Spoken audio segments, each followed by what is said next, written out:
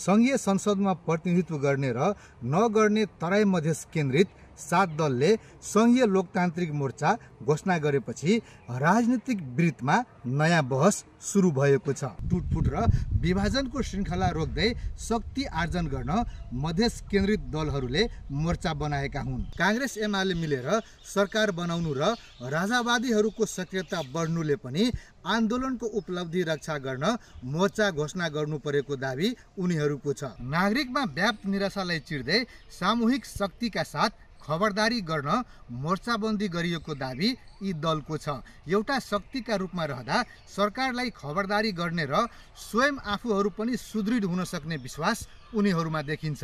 कांग्रेस एमाले गठबन्धनले उठाउँदै आएको संविधान संशोधनको विषयमा आफूहरूका एजेन्डा स्थापित गर्न र संहितालाई थप बलियो बनाउन सकिन्छ भन्ने बुझाइ यी दलको छ। हाल मोर्चामा रहेका दलहरूको संघीय संसदमा 19 सिट छ। कोशी, मधेस, लुम्बिनी र सुदूरपश्चिम प्रदेशमा पनि उनीहरूको प्रतिनिधित्व छ। सीके राउत नेतृत्वको जनमत पार्टीसँग 6, उपेन्द्र यादव नेतृत्वको जसपा नेपालसँग 5, लोसपासँग 4 र नागरिक उन्मुक्ति पार्टीसँग 4 सिट छ। मोर्चामा सहभागी राजेन्द्र महतो नेतृत्वको राष्ट्रिय मुक्ति, हृदय त्रिपाठी नेतृत्वको जनता प्रगतिशील तथा बिर्खेश चन्द लाल नेतृत्वको तराई मधेस लोकतान्त्रिक पार्टीसँग संसदमा कुनै सिट छैन।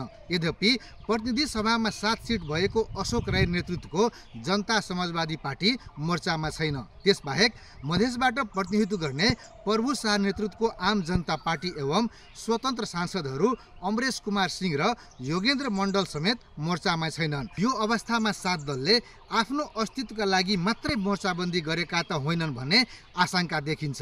एउटै नीति र सिद्धान्त बोकेका मधेस केन्द्रित दलले मोर्चालाई बलियो बनाउँदै लैजाने सके जनतामा समेत परिवर्तनको प्रत्याभूति दिलाउन सक्ने विश्लेषकहरूको बुझाइ छ।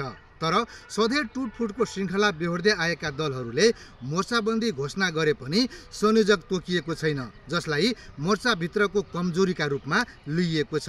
त्यति मात्र नभएर सत्ता र शक्तिका लागि मात्रै यो मोर्चा घोषणा गरिएको त होइन भन्ने प्रश्न पनि छ। यसलाई चिरेर अगाडि बढ्न उनीहरू कति सक्षम हुन्छन् त्यो आगामी दिनले उनीहरूले गर्ने गतिविधिले नै निर्धारण गर्नेछ।